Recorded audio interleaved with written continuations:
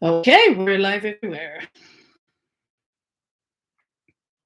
Welcome to tonight's talk on the Essenes, the Jewish mystery school. So, contrary to other places, different cultures have associated areas to them. However, religious culture very nomadic, and there's not a specific area associated to them. That's why we can't say necessarily Galilea or Israel, because that wasn't the case at that time. So the Essenes were one of the Jews sect, and therefore that's why it becomes the mystery school of the Jewish.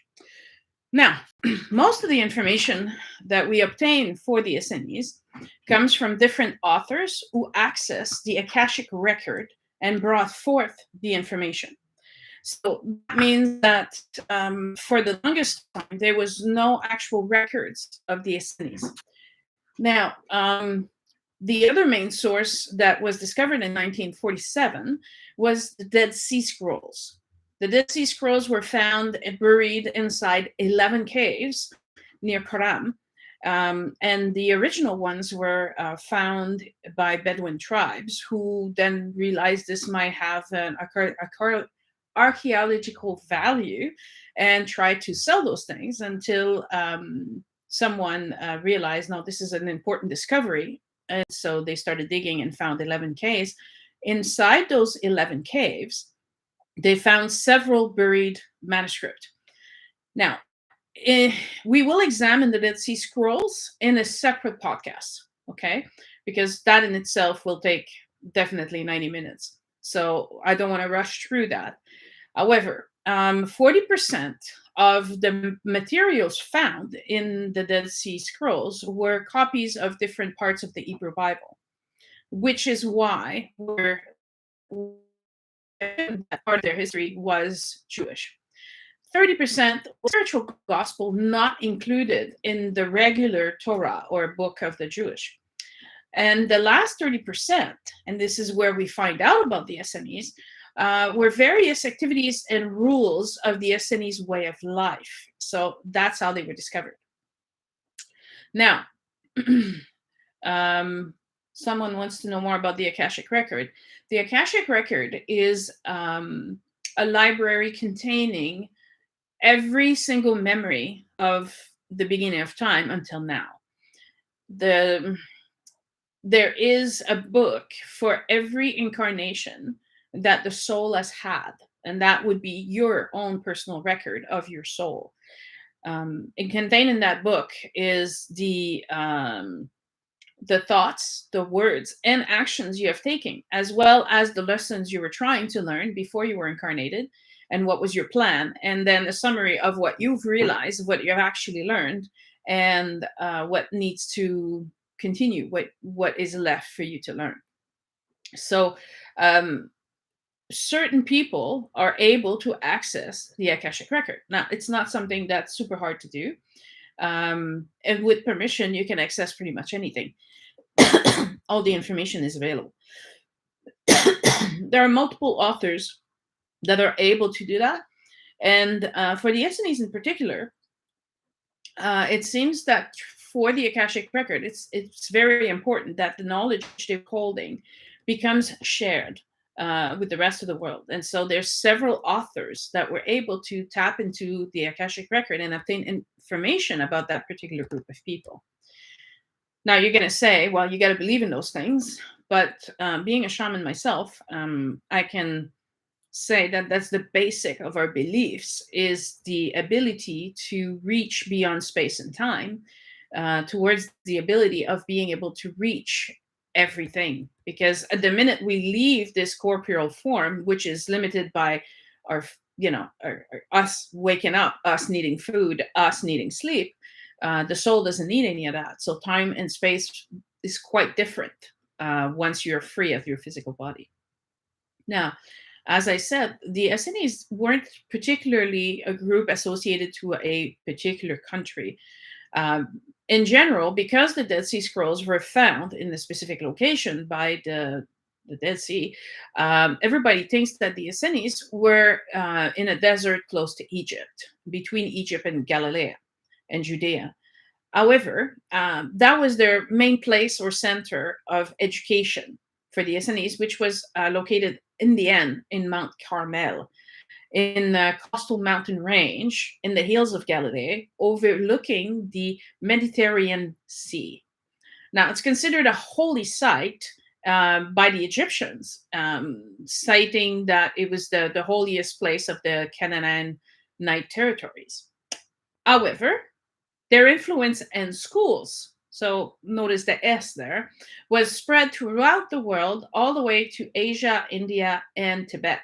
So it was not particularly restricted to a small area. They would have influenced all those cultures and influenced themselves by those cultures.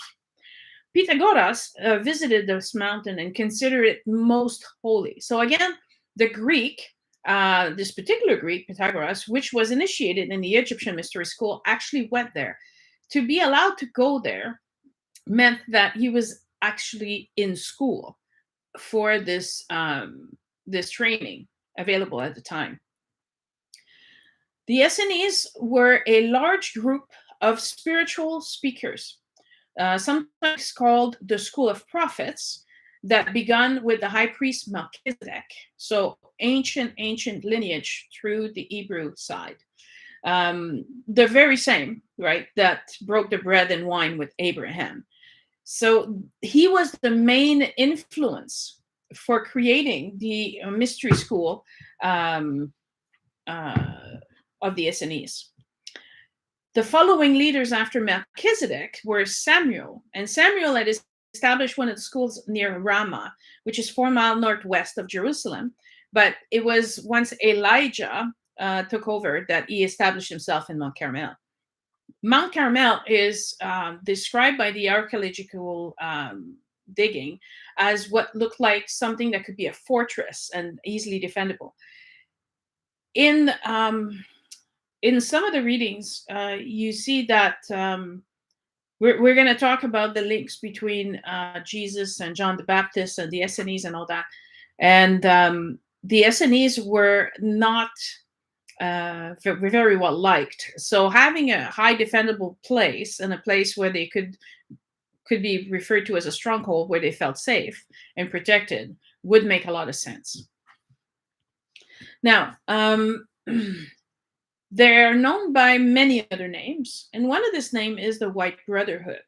Now, because of the translation, right? Sometimes things get lost in translation, but because of the translation of the White Brotherhood, people think that it was only men and they were all celibate, which was not the case.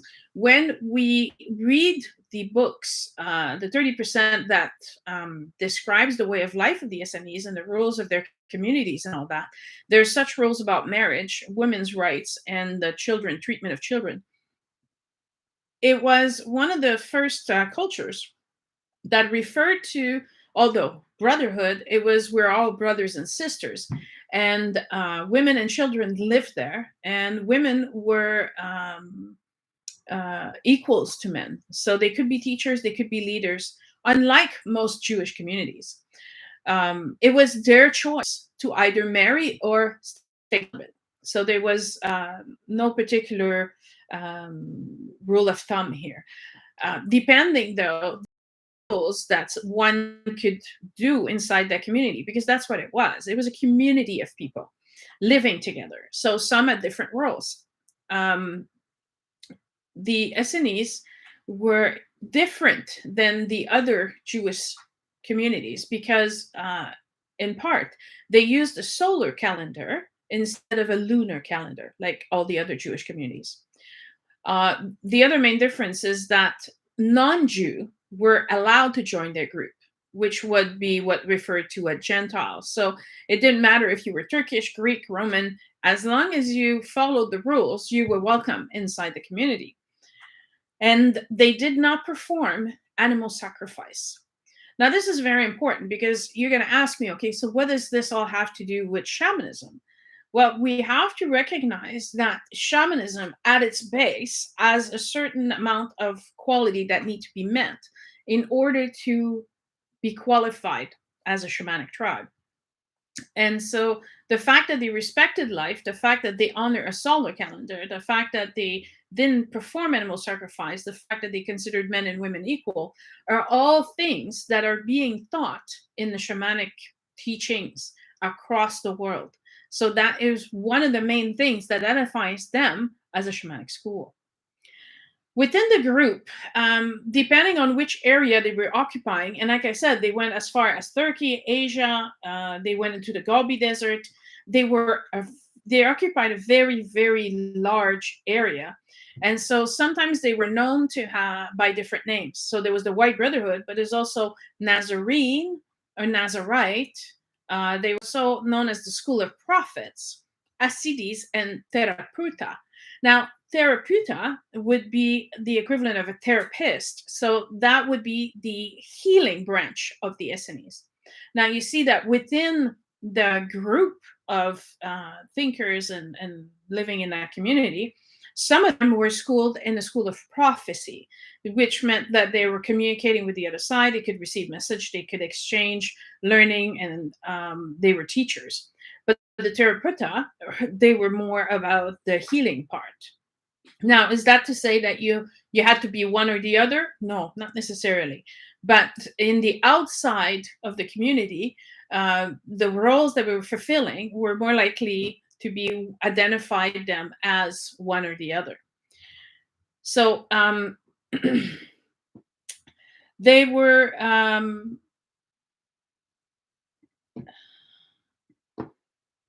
yes, in the division of these groups, the Nazarite are referred to in the Bible as the people who don't cut their hair, who don't drink wine. They had particular root. But does that mean that they're necessarily the same Nazarites as the Essenes? Perhaps not. But we will review the rules of the living inside the community of the Essenes, and you will see that some of the things are very similar. And that could be why people from outside the community could have confused who they were and may have called them by a different appellation than who they really were. Essenes, in the research, looking at books from the Greeks and the Romans written about them, they don't actually call them the Essenes. They will use one of those designations. Essenes was more a term that they use within the group. It translates into the expectant. So those who are waiting. So we know that in the Hebrew faith, the Jewish faith, they're expecting the Christ to come. They're expecting a Messiah to arrive. And the Essenes were the one who were actively preparing for the arrival of such a person. And so therefore their name became the expectant. In order to join the mystery school, in order to be admitted within the community, there was a 3-year qualifying period in which you were observed, and you were your actions, your words, and the way you were acting, the way you applied yourself, all these were being observed on a constant basis in order to see if you would fit within that community. Many people describe it as like living in a monastery or joining an order, because while you joined the community, you vowed, not necessarily a vow of poverty, but a vow that you would not put gain ahead of anything. And so in that sense, if you go back 2,000 years, that could mean, well, they're vowing to be poor. Well, not necessarily. Because they were living in a community, and because their community was so large, they could exchange goods from one end of the continent to another continent. And so they lacked nothing. However, they weren't about the collection or accumulation of riches. Everything was shared, and everything was distributed equally across.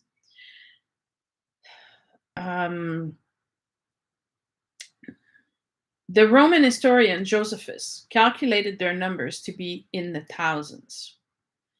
And so we're not talking about a group of 20 people in a weird little community in the middle of nowhere, right? Thousands of adepts were part of this group. So even though there was a 3-year qualifying period, once you were inside the group, though, and your children were part of the group, they automatically became members. So it was only new members, obviously, that had to view the 3-year qualifying period. After the such qualifying period, there would be a vow taken, a vow that they would respect the said guidelines of this community. You have to understand it was very, very different from the way the other Hebrews or Jews were living their lives. So in such, if you joined that community, you were automatically ostracizing yourself from the other groups outside. Another important point why Mount Carmel was such a defendable point is because if people revolted against this group, they were safe and protected. And by living in a desert, most likely people were less likely to come and want what is theirs. And by living such simple lives, I wouldn't say poor lives, but simple lives, they also didn't attract much attention or an envy from outside groups. Now, their purpose, there's different things that they were doing, but mainly they were preparing individuals for spiritual birth. Now, this again ties into all the other mystery schools that we've went through so far, as in you have to be dying of the human animal side of you to be reborn into the spiritual side of you. So it's the same thing referred into all of the mystery schools. The death of the ego and attachment to all material things in order to be reborn as a spiritual being in the flesh, but no longer imprisoned by it. So I'm hoping that by the time I finish this 8-part series, this is going to become very clear. The only enemy that you have is yourself. There's no other enemies out there. There's nobody that is more important than you recognizing that you're your own undoing. And that's what I was taught at this by the Essenes. The second purpose of the Essenes was to send those prepared, enlightened people to go out into the world as light bearers, to counterbalance the soul-crushing darkness of selfishness, materialism, and worldliness. And this is why they spread so far and wide. Now, you might think, well, they didn't have planes back then, they didn't have cars. How would they end up all the way to Asia or the Gobi Desert? Well, personally, I managed to walk over 800 kilometers in 1 month. So someone with a destination in mind can achieve this, surely. But as they would go on this journey, I would think that the idea of being the light bearer and being an influence to the world would mean that you would slowly make your way there. And they wouldn't be traveling alone. They would travel with a group of people in safety and numbers, because they weren't allowed to bear arms. The only time that they could defend themselves was if they were attacked by robbers. And, I myself, when I'm traveling, I wear no jewelry, and I wear very simple clothes. So I don't try to attract attention from people who might think, oh, she's got money or she's rich or there's something to steal there.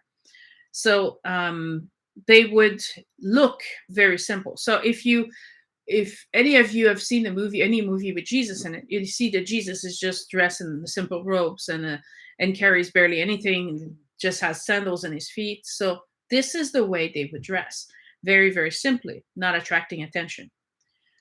They would give on these travels, or while they were living in different communities, they would give alms, which means they would help the poor by either giving gifts of food or money or clothing. They would do good deeds and missionary activities. And when we say missionary activities, it would be that by their actions, by their way of living, they would influence others to inspire them to act as they did. And then they often became servants in a very influential household. That was one way for them to know what was happening in the rest of the world, but also influence them in their teaching. If you're influencing someone to be good and do good deeds, and he's a ruler of a country or the ruler of a city, then likelihood is that effect will influence the entire community that they're ruling over. So it was a quiet influence. They weren't seeking power. They weren't seeking to become the mayors or the rulers themselves.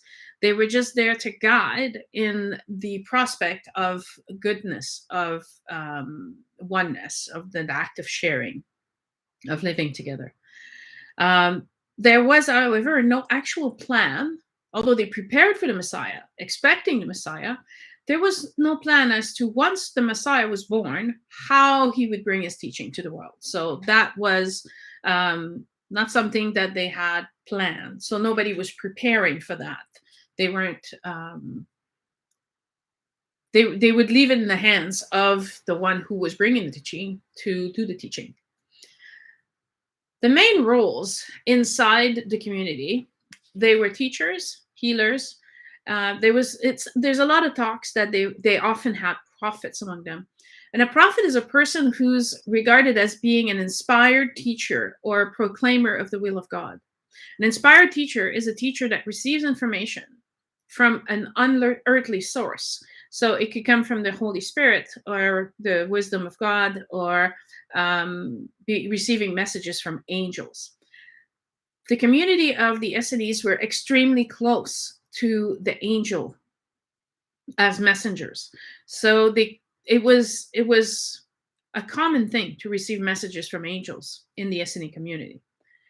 They were also writers and recorders, which would make sense given the fact that they wrote all these records and buried them in the caves for them to be preserved. And what is a shaman but those very things? A shaman is a healer, but he heals and protects his community by teaching them. His role is to try to prevent the illness, try to prevent the disease. In order to do that, he will teach the people how they should accomplish that. But should disease or illness occur, then it's the shaman's job to be able to assist the people in recovering their health and their power. They are, in a way, prophets, because one of the qualities of being a shaman is to communicate with the other side. And so their role was not to create a church. This is very important because they're, depending on where you're looking, right?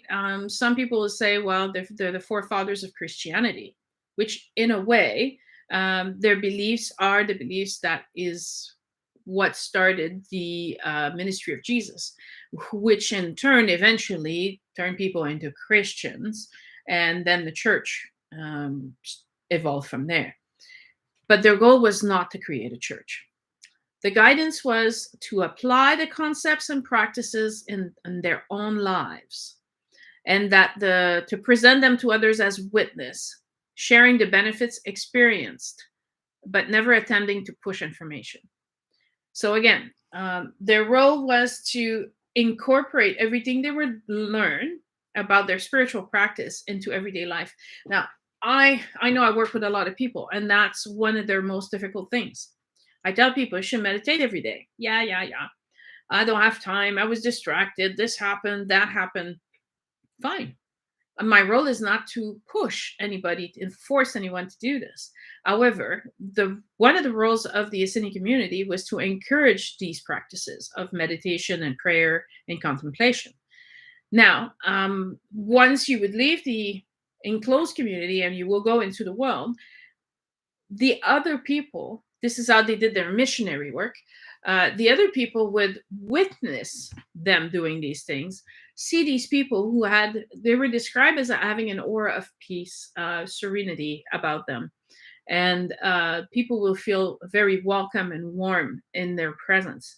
And so they would, in a way, influence people by showing them the way, which is what the Essenes are all about, the way. And so the idea was not to preach, not to force any information on anyone, but to simply act in good deeds and try to influence people in that fashion. They're promoting a way of life that was healthy, a way to greater consciousness and heightened spirituality. So while allowing each individual their free will. So there was no forced role, or there was no forced positioning in the Essene community. It's what you were called to do and what you felt the closest to God or the spirit of God while you were doing it. Which means that you could be simply a potter, or you could be a farmer, right? Because those things were also needed inside the community. Not everybody was necessarily a healer or a prophet, right? There were the main roles, main jobs, if you will, but everybody inside their community had their own specific role for this community to function. Now, one of the teachings, the most important teachings about the Essenes, is the teaching about the soul. They were teaching their initiates and everybody else that the soul is immortal. The soul then retains the emotional memory of past lives and interaction. This might explain why sometimes when you just met someone, you have a certain attraction for them or a sudden repulsion for them, even though they're a complete stranger. Well, perhaps in a past life, they were, if you're repulsed by them, they raped you, they killed you, or they seized all your belonging and you ended up living poor in an alley, right? And if you have a certain attraction, well, they could have been your mother, father, brother, sister, ex, your wife, your daughter, right? And so there's a residual of energy from all these past lives that we're carrying inside of us in our DNA. What scientists today call junk DNA is all that DNA that's holding all these past lives, which is why we're only occupying a small percentage of our DNA, because all the rest comes from the historical records of our soul that we're carrying inside of us. It might also explain that you feel a sudden attraction, but then you can't make it as a couple, or when it comes to sexual relationship, you're like, yeah, that's not working. Well, it might be because in the past life, you were brothers and sister, and you had a close relationship, and you recognize this attraction to each other, but not in a sexual way. I have to say that karmic relationships are simply the toughest to deal with, because as we feel this attraction, we misconstrue what this attraction might be. This is where you need to find the time to figure out this relationship before necessarily going too fast into an actual relationship that is more intimate. Now, each lifetime that the soul incarnates in the human body is an opportunity for the resolution of past karma and soul growth. Now, this is very important, because if you have a past life where things didn't go so well between two souls, this is your time and opportunity for such a resolution. And so in order to do that, that required teaching, that required method. And that's what the Essenes mystery school was all about. The soul has both yin and yang properties. Like the angels, we're made in the image of God, which is a light. We look like little sunshines. And the difference between angels and us is that angels, not being in part of the material world, are androgynous. So they look beautiful, but they're not neither male nor female. Now, in the incarnation of our body, since Atlantis, it's been divided. So we're no longer androgynous in material form. And so we take the physical properties of what looks like either a man and a woman. Now, this is very interesting because things are shifting since 2012. And more teenagers and young adults are saying, I'm not identifying, I'm non-binary. And it's a lot of words. But what it means is that they're recognizing that they're both the essence of male and female. And they don't want to be cast into a box saying, well, you got to be a girl and this is the way a girl acts. They're more thinking, well, I'm human. There's male and female inside of me. And I want those two parts to be honored and respected. So if I shouldn't be limited in what I want to become or do because I have certain genital parts and not others. We're getting closer and closer to this thought that we are androgynous. We're having difficulty understanding, but it's becoming more present in the consciousness of a age group. And so the more these people are going to come up, the more of them are going to replace the old thought, and this new consciousness will appear. There's also babies that are being born as androgynous, meaning that they are both having the organs of male and female in one body. We will see that occurrence happen more and more as the years progress, because as we're recognizing in our essence and consciousness that we are both, our physical representation of that is going to finally be created. In every big spiritual teachers, Cryon being one amongst them, he explains that whenever there is a shift, is because there's a percentage of the population that now believes in a new paradigm or a new truth or a new way of living. And when that percentage reaches a certain number, it shifts in the actual material world, and these energies, these frequencies become anchored as a truth or a reality. This is one of those reality, us becoming androgynous, realizing we are androgynous, and our bodies representing this in all over the planet. Now, there's new souls and old souls. All souls in this dimension were created at the same time and are called morning stars. They had a sense of togetherness, connectedness, and belonging at first, right? It's only once the soul started entering this dimension and being disconnected from the source, being disconnected from creator, that they started disconnecting from one another. The souls then divide into groups, and these groups are easily reincarnated together because they form karma together, and so they have to resolve the karma together. Now, the groups can be cultures, nations, races, religion, but it then subdivides into communities, family, businesses, schools. Eventually, you can even have a soul group related to your soul's purpose, which is, I would think, the most important soul group of them all, because those are helping you once you reach the light to advance further into the light, as opposed to, let's say, a family. Most likely, the family entanglement that you're going through right now have been created through several past lives together. And so you have a lot of clearing to do. So one of the groups helps you being more enlightened, as one of the groups allows you to clear away the darkness by resolution. The newer souls are simply because they have fewer reincarnation than old souls. So old souls have more experience, they have more passages through the material evolution, and so therefore they're considered old in that sense. But age-wise, they're the same age. It's just the level of experience that's very different. Now, the journey of the soul. The soul is affected by incarnation on this planet. If you believe in reincarnation, everybody's going to go, yeah, that's true.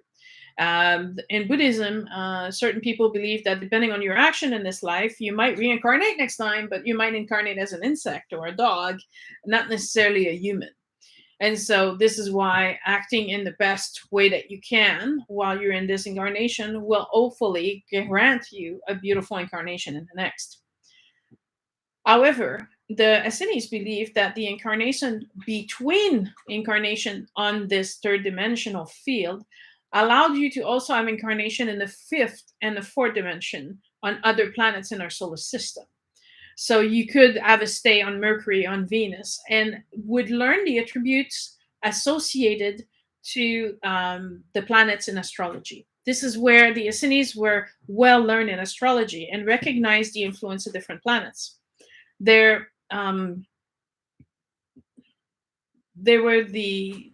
the most exquisite language and knowledge in astrology. So they were very developed in their knowledge of which planet influenced what. For example, Venus is the planet of love, but it's also the planet of lust. And so during your sojourn there, you would have to learn about the differences. And then you would come back with this learning that you've done on the other dimension, the fourth and the fifth dimension, and come back again and be reincarnated in the third dimension to see if you were able to know the difference and apply what you've learned. Because learning about love and lust is one thing. And learning the logic that you should be loving and not lustful is all fine and dandy until you're tempted, until you have to be put to the test. So your incarnation on the third dimension, according to the Essenes, is a one long test, one long way to prove that you have assimilated what you learned during all your time outside of incarnation, and that you're able to apply it when all of a sudden your senses interfere and you feel a disconnection with Creator. I hope this is interesting. I'm not getting many comments today, but I know people are watching. So I want to say hi to Susan and Claudette and Chris. And you feel free. You have to be on YouTube. You have to be a subscriber to post comments. So if you're wondering why your comments are not going through, you need to subscribe to the channel now to be able to ask questions. But other than that, on Facebook, you can write your questions and I will answer as I go along. If you're watching after the recording that's not live, you can still pose your questions and I will take time to answer them. It's always a pleasure. Now, overall, the greatest teaching of the Essenes community was that all men and women were equal, created equal, and lived equally. This 2,000 years ago was quite mind-blowing, right? Because that's not the way all the other communities were living. They had undeniable rights, which means that every human being, even if they weren't part of the Essenes Mystery School or the Essenes community, had these rights: the right to life, the right to liberty, and the right to pursuit of happiness. Now, that sounds a lot like the Declaration of Independence in the United States, right? If you ever wonder, in the United States, on their dollar bill, they have a pyramid, right? They have the all-seeing eye, and the pursuit of happiness is very important. And there's also the emblem of the Masons, which is a secret society. Upon examination of the Mason Sacred Society, you will find that many of their teaching, many of their rites are based back into mystery school. So it wouldn't be surprising that these teachings, so close to, you will see the interaction between the Egyptian mystery school and the Essenes mystery school, they were tied closely together, that this permeated the centuries, right? The other greatest teaching is that the soul has free will.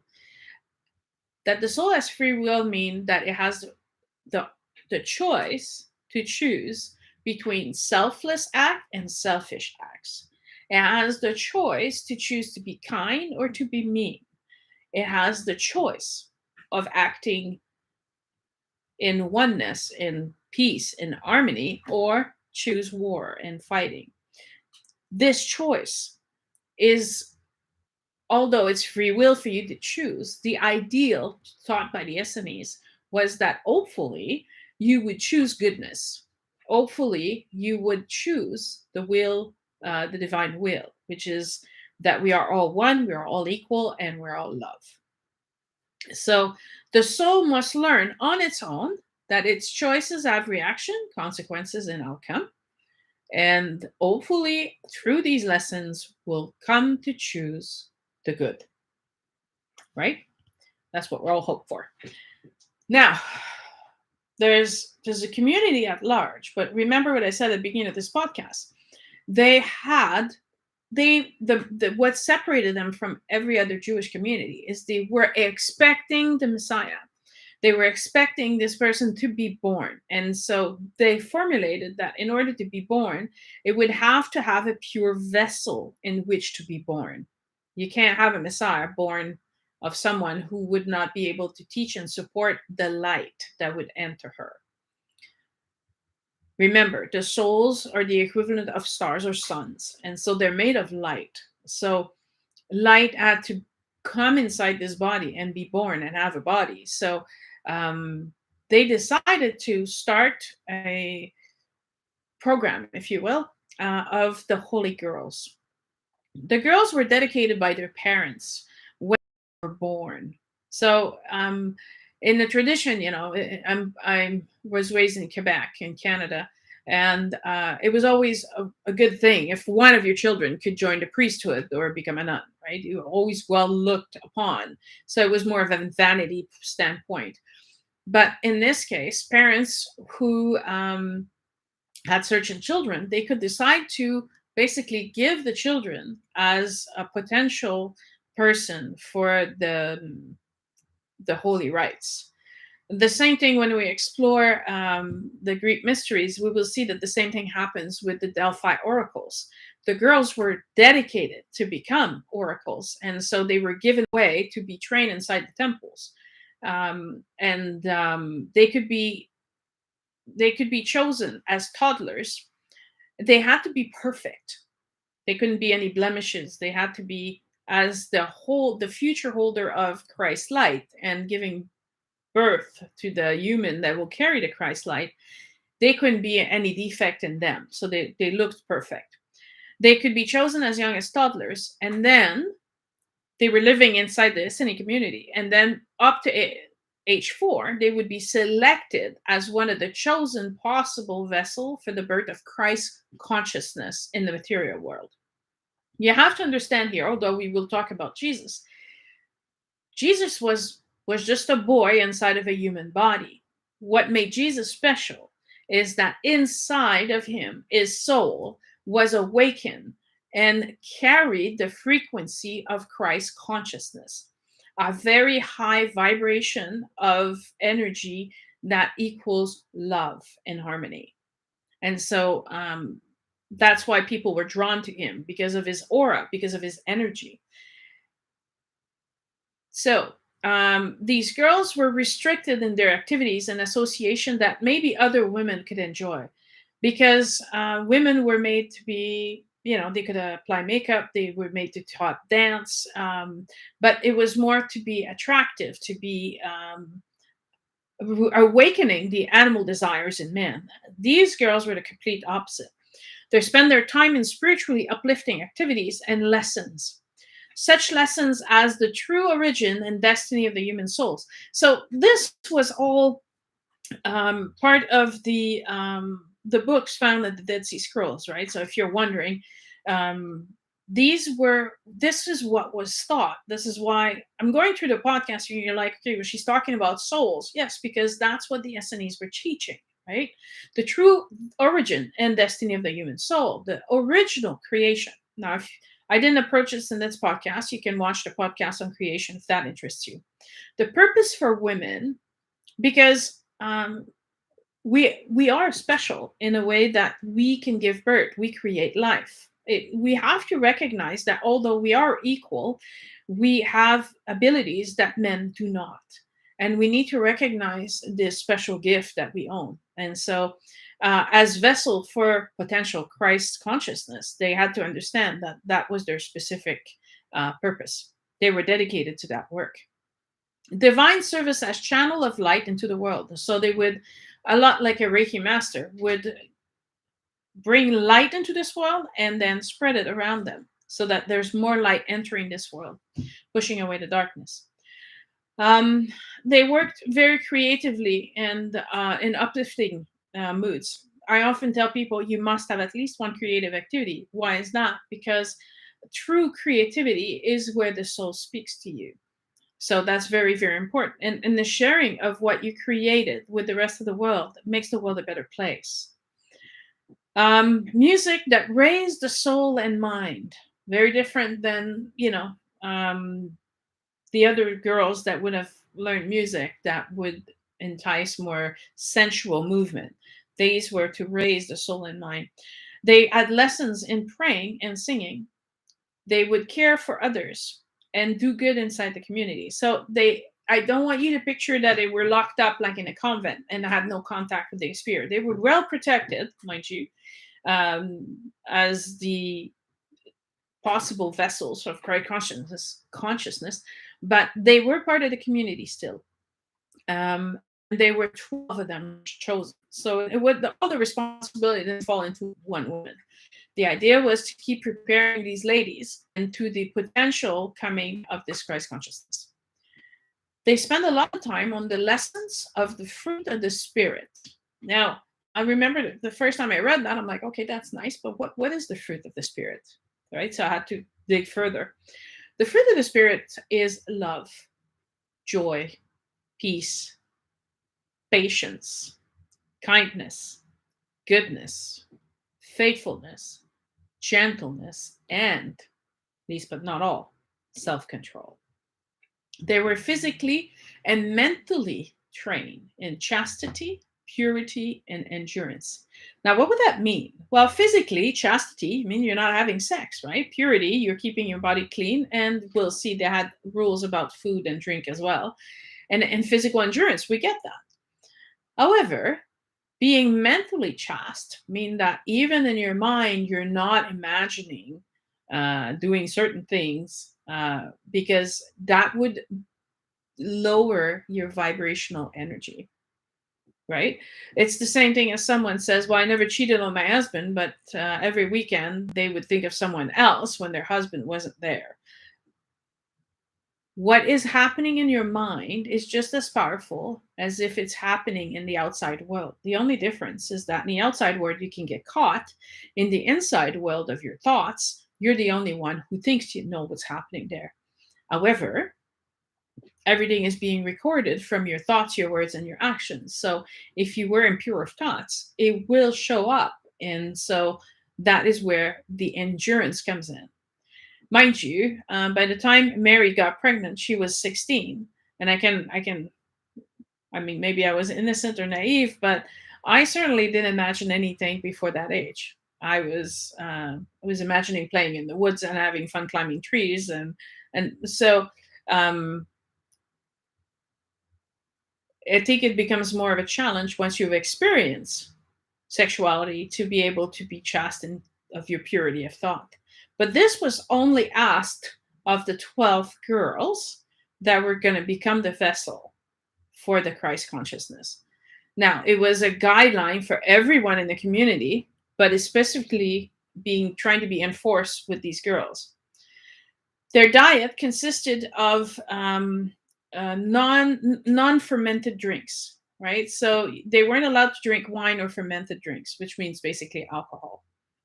They would also follow the rules that is in Levite regarding food. So they couldn't eat rabbit, pig, camel, or Irax, which is kind of a type of rock rabbit. So it's a smaller rabbit. They could eat all the creatures that lived in the water as long as it had fins and scales, so mainly fish. And then we know that Jesus really loved eating fish, so that might be where it came from. They could eat birds, but they couldn't eat eagle, vulture, red and black kite, raven, owls, gulls, hawk, cormorant, osprey, stork, heron, bats, and hoopoe, which is a salmon pink colored bird, a very small bird. It was okay for them to eat insects, but only the locusts, the katydid, the crickets, and the grasshoppers. Then it was bad for them to eat anything that had paws or that moved along the ground, like such as snakes and lizards. Now, what does that mean? That basically means that they were allowed to eat something that didn't eat flesh. If anything ate flesh or decaying flesh, then they couldn't eat it. So anything with paws would mean bears, wolves, coyotes, hyenas, if we're thinking about Africa. And so they were very, very specific that all of these birds that I named are all birds that eating flesh. So it was very specific. They had to be herbivores, and they had to be along the guidelines given. So that was their staple diet. So they did eat meat and fish, along with vegetables and fruit. There was no restrictions on that. So they would not get intoxicated, right? They would be conscious at all times. They would be in prayers or in spiritually lifting activities 100% of the time. This is probably where it gets confusing, where they think that Mont Carmel was like a monastery because of these rules. But that was reserved for these 12. I mean, everybody else had to work as a farmer, as a healer, or do other activities as a teacher. So they couldn't be constantly in the practice of spiritually enhancing activities. That was specifically reserved for the 12 holy girls. Now, Mary, the mother of Jesus, was there since she was very small. She was born there. And she was selected to be part of the Holy Women group at 4. she was one of those 12 chosen to serve as a possible channel of Christ consciousness. Now, notice that they didn't say, oh, she's the one and the only one, right? They just said it's one of these girls, and they're the most likely to be able to incarnate this flesh of the Christ consciousness. Now, there's a debate that Anna, the mother of Mary, was also a virgin. She came joining the group of Essenes in Mont Carmel, saying that she had never known men, and yet she was pregnant. She was accepted in the Essenes, and they were hoping that perhaps Anna would give birth to the male Christ consciousness that they were expecting, but she gave birth to Mary instead. Eventually, while Mary was at the temple of Mont Carmel, she was climbing the steps to go to the altar, and there descended hovering angels that shined light on her. And so that's how she was identified as now the future bearer of Christ consciousness.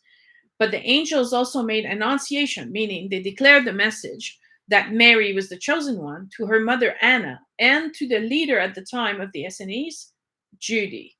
So again, the records show that it was a woman that at the time was the leader of the Essenes. So women could hold high position within the Essenes. It was perfectly okay. Now, why are we seeing such a difference between the Jewish and Hebrews at the time and the Essenes, which obviously had a lot of Hebrew books from the Torah and the sacred books included in what's called the Bible of the Jews? Because they have a strong Zoroastrian influence. Now, Zarathustra is a Persian prophet who founded the religion Zoroaster. He was born 660 before Christ, so 600 years before Jesus Christ, to 583 before Christ. So he was 123 years old, right? So the main text for the Zoroasters is called the Avesta, meaning praise. It's divided in two parts. One part explains the ritual to preserve the integrity of cosmic good in God's creation. Now you're going to say, what? So, integrity of cosmic good in God's creation is everything we've learned so far. Being joy, love, harmony, and peace. Choosing the free will to do good rather than bad. So the main idea is that it's that light and darkness. They don't call it good or bad. They call it light and darkness. And the idea is to overcome the darkness, one had to be selfless, which means you had to give life instead of taking life. You had to act in wisdom. You had to have contentment.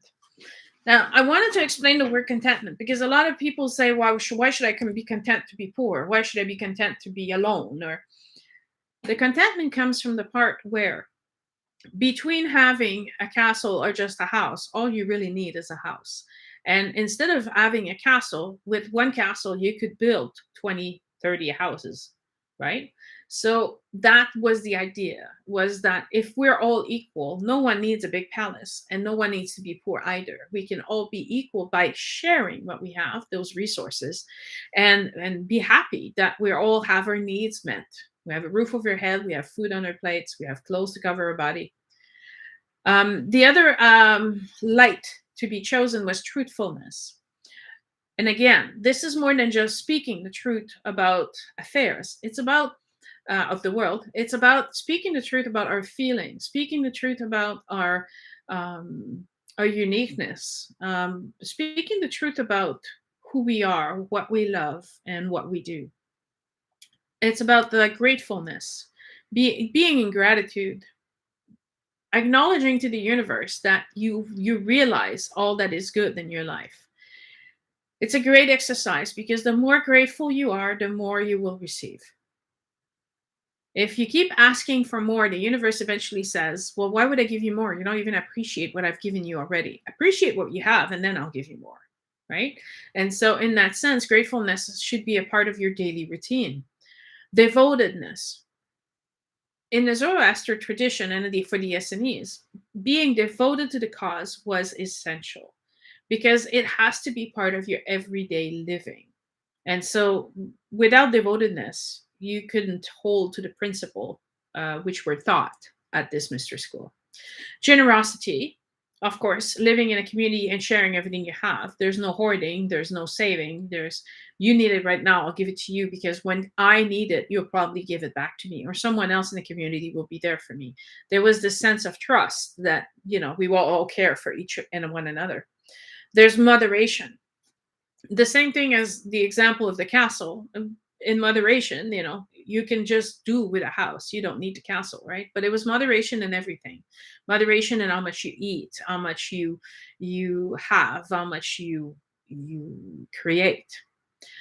Yeah, there you go. And trust was essential. Now, those not following the way were called, and I like this, the follower of the lie. Now, remember when we did the podcast on the Toltec Mystery School, they bring about that you either follow the lies of knowledge or you follow the truth of Creator. So those not following in the Zoroaster influence, not following the way, they were called the followers of the lie. So I just like to bring this about, make you realize all the connections between all these different places. I mean, Persia and then Toltec, Central America. There's a whole ocean apart from them, and yet they thought the same thing and almost used the same vocabulary, the same identifiers. So now, Zoroaster is said to have been born from a virgin mother as well, who was impregnated by a shaft of light from heaven, which is very much the way it's described that Mary was impregnated. Much like different ascended masters, as a matter of fact, were said to be born from virgin births. Now, in this day and age, we're like, that's not true. That can't be possible. But there were things that are possible that we don't understand. For the longest time, we called them magic. But if you understand that we're made of energy, and if you go far back enough to the Lemurian times where we were androgynous, this is how everyone was created. So this was not something unique or special. It's something that we lost along the way, but that was part of life at one point. When we were in Atlantis and Lemuria, before we were separated and divided from our male and female physical aspects, when we were ready to bring a soul into the world, we would conceive this body for this soul on our own. So it's not impossible. And so anyway, Buddha, Attis were said to be born of virgins as well. And Sarah, who conceived also by the Holy Spirit, was said to be 90 years old, had gone through menopause, was unable to conceive whatsoever, and managed to conceive anyway. So never mind the fact that you need a man to conceive, you also need ovaries. You need a biological process to be present. And even without that process, because she was impregnated by light and angels, she was able to conceive a child. The followers of Zoroaster were priests trained in astrology, as well as esoteric wisdoms and practices. So very much shamanic practices. The astrology, in the Bible, it says that the birth of Jesus was announced by a new star. And I think it's important to recognize that the Zoroaster priests were well versed in astrology and the study of planets and movement of planets and looking at the sky. And so they recognize that what we may be described by the less learned as a new star might have been a certain alignment of planets that created a star for a momentary period of time. And so they were, even though not necessarily in Galilee, they saw this phenomena happening in the sky, and they knew something was happening. Now, I've spoke about in the past few weeks about how every 2,160 years, the sun ends up backing up 1 degree until it reaches a new house and now raises in a different place. So the different influence of the stars are varying as this rotation is happening. So if you're a follower of astrology, then this would mean a new era about to begin, a new beginning. So um, the Zoroastrian priests were called magi, and so often later on referred to as magicians or magic. The Magi will recognize the force of nature and the influence of the planet, such as the sun, the moon. I know the sun's not a planet, but they recognize the influence of the sun, the moon, the stars, the earth, but also the power of nature into the earth, the waters, and the wind. All of nature was considered sacred. This is the shamanic influence of this mystery school. Recognizing that the force is in nature, recognizing that we are one with nature and that we must live in harmony with such nature. Probably also explains why the Essenes were not performing animal sacrifices like the other Jewish tribes, because they respect life and there was no point in killing an animal to get an omen. They could just connect to the other side and get the messages anyway. Now, how did Persia come to influence the Jewish faith, you're going to say? Well, I got the answer for you. The Jews were conquered by the Babylonians, and their temple was destroyed, and they were taken prisoners as slaves back to the Babylon. Now, eventually, Babylon was invaded by the Persian and freed the Jews, and even helped the Jews reconstruct their temple. This is when the third sect of Judaism was created. So there was the Pharisees, the Sadducees, and then out of the influence of Persia and the Zoroaster came the Essenes. So therefore, they became connected, right? Now, Zoroaster explained the presence of 7 archangels. These angels, being messenger of God and protector of the soul, were very, very important. And this is one of the roles of the Essenes, is to protect and preserve the knowledge of angels. And this influence also would have come from Zoroaster's. The angels are guides and teachers and messengers, but there were 7 particular important ones. Now, we know the archangels as Michael, Raphael, and the likes. However, back then, they were more known for the actual quality that they represented or the role that they played. So one angel was named good mind or righteous thinking. The second angel, and they're not in that particular order really, the perfect righteousness or wholeness. So perfect righteousness would be that free will of choosing the good all the time, right? The wished for kingdom, also known as truthful justice. So if it's the wished for, everybody wants a truth and justice, right? We all figure if things were just, there wouldn't be any crimes, there wouldn't be anything bad happening, because everybody would be treated equally justly.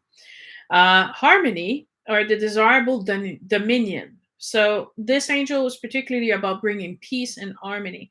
So they would pray to harmony to come, as we might instead pray to Archangel, not Gabriel, but we could pray to one of the archangels. We've given them names, but back then, Zoroaster didn't give names to the angel. They just recognized their role. There was the angel of salvation, which I would say would be the equivalent of the Holy Spirit. Why? Because in the teachings, it says that to be born again, the spirit has to be cleansed by fire. And so that would be your salvation, is that after the baptism of water, you're baptized by the fire, and that's the Holy Spirit. So this would be the one angel. The one considered the most, because he's the savior in a sense, and the cleanser, and the redeemer, would be one of the most important ones, and so often associated to Archangel Michael. Then there's the heart of the angel of health and devotion. Because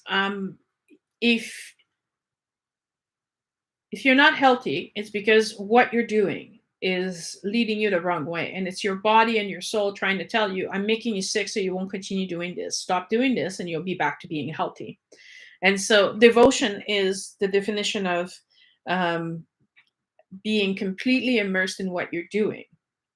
This is why some people tell me, well, what's my soul's purpose? Your soul's purpose is easily identified by the thing that makes you the most happy, the thing that brings you the most joy, the thing that you could do and don't consider it being work.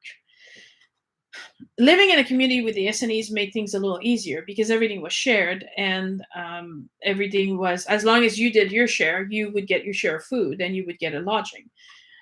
In this day and age, we are constantly challenged because we need to provide to ourselves or our family. We need to pay for rent. We need to pay for gas. We need to pay for electricity. We need to pay for this. We need to pay for that. We need money. And this is where, you know, we get thrown off the track, is because we're like, hey, well, this is what I like. This is what I enjoy, but I don't make enough money to pay for everything I have to pay for. Then you have to ask yourself, is there any way that I can reduce my spending? Can I maybe live in a smaller house or a cheaper apartment in order to then embrace what I love doing? And then finally, the last archangel's influence is immortality. Um, Immortality would be the archangel that teaches you about the soul and the immortality of your own soul, and the ability for you to be immortal in this human body, as this human body is only an amalgamation of atoms that your own beliefs are putting together.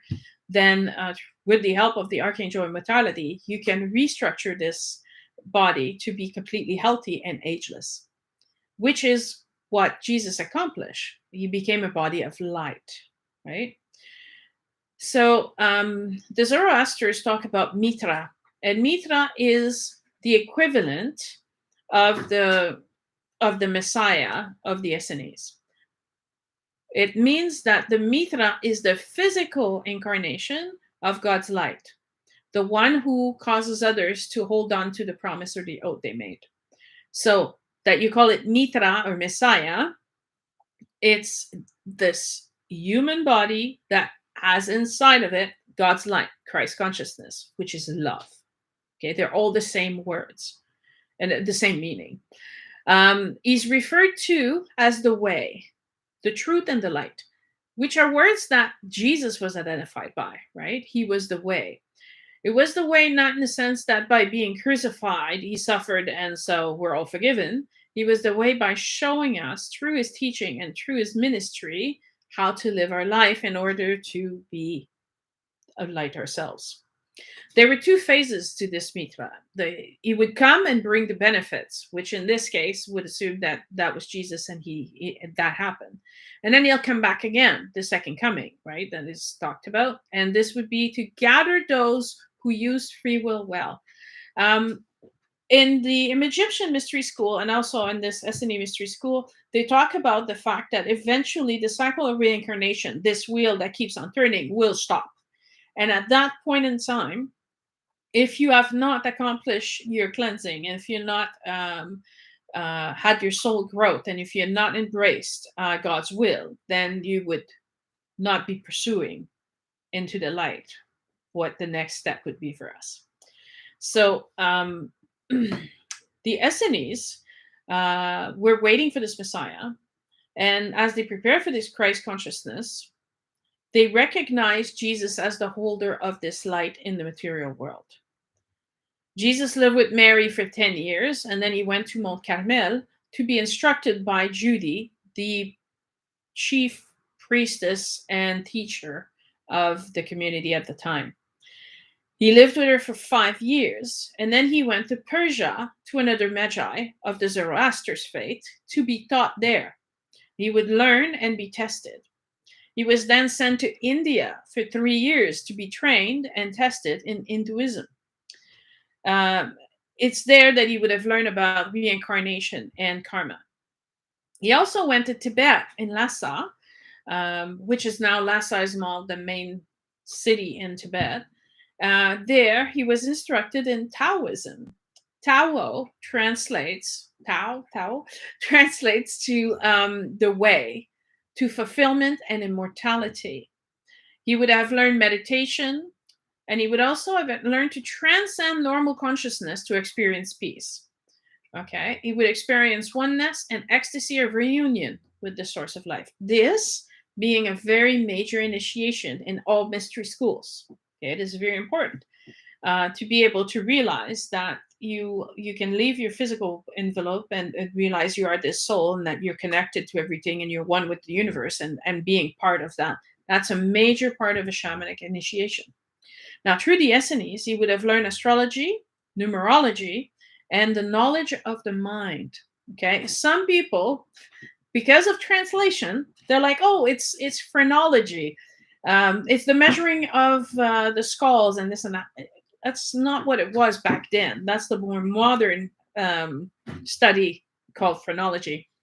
But this would be the knowledge of the mind, meaning that the power that is held within your thoughts, the creative power, the fact that you're co-creating this world, and how you can, through your thoughts, affect the environment and your own journey. After all this, he returned to Egypt. He was there receiving initiation and no more so much learning and testing. So what does that mean? It means that Egypt Mystery School and the Essenes Mystery School were extremely related. So by the time he got to Egypt, there was nothing more for him to learn. He was ready to be initiated. So the knowledge, the basic, was not any different than what he had learned. He was ready for the initiation part. The information was very detailed inside of the Aquarian Gospel of Jesus Christ by Levi. And I was looking it up today, and it's still available. Now, make sure that you're buying the one that's written by Levi. That's the one I wrote. I read. But there's different publishing times, so there's different covers. But it explains in the Aquarian Gospel the same thing that Edgar Cayce was talking about. And it's this travel of Jesus between the age of 12 to 30 to these different various countries where he is actually learning the different belief system and the different dogma related to these different belief systems. He was only 6 months younger than John the Baptist. So they're about the same age, right? And he was also a student of the Essenes, and he was also initiated in the Mystery Egyptian School. But he was known as the forebearer. He was known as the announcer of. That was his role. John the Baptist also went to India to study. So don't think that this training that Jesus received was so unusual. It was something that those into the priesthood would go through as training. By the time that he arrived in Egypt and completed his initiation, he was recognized as a level of priest for Jesus and John the Baptist.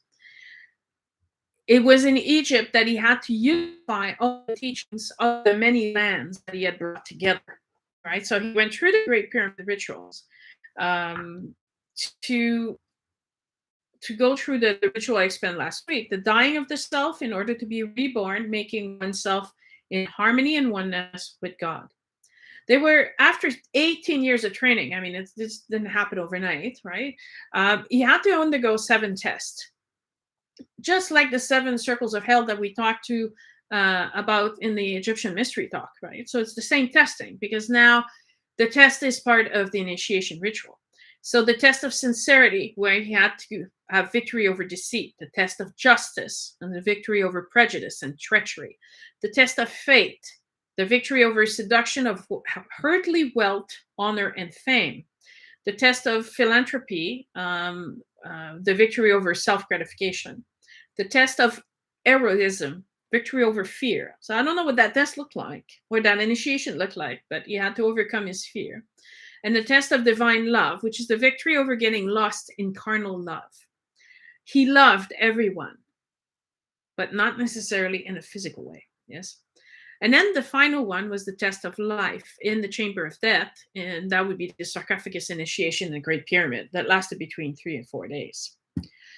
Now, the Magi, in the birth of Jesus in the Bible, it's written that 3 Magi's announced the birth of this new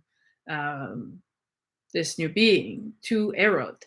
However, although it only speaks of 3 magi's, they were multiple magi's visit from different parts. They were actually from Persia, India, Egypt, Chaldea, Gobi, and Tauland, which is the places that actually were visited by Jesus. So all of these magi's came, acknowledged that he was the Christ consciousness incarnated, and then brought him to their places of learning and shared with him in order to complete his learning and his growth.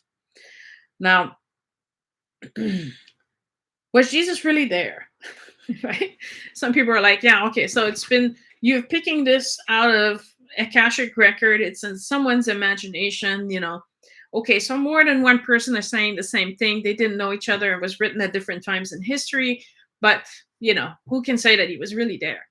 Well, in the Book of Life of Masters by Baird Spalding, he was an archaeologist that went to Himalayas, which at the time were in late 1800s, 1880, 1890. He actually went from Tibet, Nepal, India, but he was in the Himalaya mountain range doing research. And he did find documents there that talked about Jesus and John the Baptist as being in these places. There's another book by Nicholas Notovich near the 1880s who states that he read about Jesus in the Imis Buddhist temple as the life of Saint Isa. While Jesus was in Lhasa near the Himalayas, which would be in his stay in India as well, he was said to have healed people and been a teacher. So there were books written about him. But over there, he's referred to as Isa. In 1922, another person called Swami Abhedananda wrote that he saw the manuscript in the Imis temple in Tibet, saying that it does describe the life of Jesus. He wrote 2 books about it, one about his travel, including that he saw the manuscript, and then a book all about the manuscript. It was also witnessed in 1925 by Nokilas Roric and in 1939 by Dr. Elizabeth Kasperi. So we're not talking about, ridiculous people or just bums here. We're talking about people that had degrees, that were educated, and that reported these findings. But nothing has been reported since 1947 because that's when the monasteries came under the control of Communist China, and then nothing else came out. But we have several examples that prove that the passage of Jesus in those areas. And so now it's no longer just the knowledge of Akashic record. It's just old documents that are not readily available, but exist. Now, like Baird, Edgar Casey states that Judy, the teacher of Jesus, which was the leader of the Essenes at the time, was able to be present in many places. Even though her physical body would be in Mont Carmel, she was able to communicate with Jesus and follow up with his teaching and meet with the other magi's in the other different areas. This is something that Baird describes in the Life of the Masters, that several people are able to do, meeting them at different places and arriving before them when they were behind them and should have taken several days to get there, and they're already present. And the knowledge, as you read all of Baird's books, is being shared with them, but they're unable to replicate without the assistance of one of the masters. But they do travel across space with just taking one step to what looks like a portal, and they appeared in their physical form, bring their physical body with them to this new location. So what the Essenes were able to do is something that continued to be done and witnessed until the late 1880s. So although it seems to us improbable and impossible, those things have been described in other books by other people. So you can choose, I don't believe, or you can choose to have faith and say, if I was taught properly, and if I lived a righteous life, it's possible that at a high frequency rate, I would be able to do the same things. Now, after Jesus died on the cross and all the persecution started, the Essenes have moved to Asia Minor, which is now also included Turkey at the time. And they established the now famous Seventh Church of Asia Minor in Ephesus, in Smyrna, in Pergamos, in Thyatira, in Sardis, in Philadelphia, and Laodicea. So they didn't disappear. They disappeared from that area because they started being persecuted, and they reestablished themselves elsewhere. But they didn't die out, which is important because if we say Asia Minor, now the knowledge that they had with this transformation of the body and the moving of the physical body from one location to the other, it means that this knowledge could have been passed down all the way through these other locations where Jesus visited. So shamanism is recognized as a community system. It's one where there is harmony in living with each other. A shamanic practitioner is someone who performs healing, but also communicates with the other side, the veil, through God and its messengers, which are archangels or angels. Or can also communicate with soul group, overlooking either the community or the individual. They are teachers of the way, meaning that they're teaching the community about love, about forgiveness, about oneness, about equality, about choosing the right choice, this free will for the purpose of spirit and not self. So in this aspect, the Essenes, with their respect of life and nature, were a shamanic community. The Essenic views was that the Essenes were more worldly, in a sense that they weren't isolated. They were influenced and impacted with life events all over the earth. Their lifestyle was simple and inclusive, which is very important. They didn't, it wasn't a cult or a private sect. They included everyone who was willing to follow the life rules. And through their teaching and practices, anyone could overcome the self to be clean at the high vibratory vessel of God. And so, not necessarily that they had to be the vessel that would incarnate Christ consciousness, but by bringing your vibration to a higher rate, then more light can come through you because you're less dense. And as you're doing so, then you're spreading light all around you. The more people spreading light, the more this world would be better and more peaceful and living in harmony. So, in conclusion, their lasting message is crucify the desire in self, that you may be awakened to the real abilities of helpfulness that lie within your grasp. Now, that helpfulness may vary from individual to individual, but we all have this ability, this gift that we came to give the world. And so if we crucify the desire in self, like our senses and our needs, and we are more open to receiving the guidance from the light, we will find this helpfulness that we have to offer the rest of the world. Greater spiritual illumination comes from communion with true life and light from within. So this is very important. The communion means the joining or the permeating of the influence. In order to do that, you have nothing to do and nowhere else to go but within yourself. So it's a time of introspection. It's a time where you clean your pain, you clean from your suffering, you find forgiveness, and then you establish yourself in love. And finally, spirituality is truth. And so it, as you can see, and I've been teaching a lot of these, I don't know if this is your first video, but from video to video, I'm always repeating myself, but I'm just repeating what that community was saying. But you can see across the many videos I've done that truth is truth. And no matter where you are in the world, it remains the truth. It remains the same. The name may change. The vocabulary may be slightly different. But in the end, they're all explaining the same concepts. So one should have life experience and learning of all the cultures to take in and take the time to embody the spiritual practice and then share your light with others. By sharing your light with others, you are guiding them into the light. You don't need to push them. You don't need to convince them. They'll be convinced on their own. And then they'll start asking questions and then they'll come to you.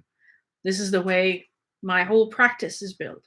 I don't do a whole lot of publicity. I just share messages for free, and I'm present when people need me. But people usually will find me when they need me, and I'll be there.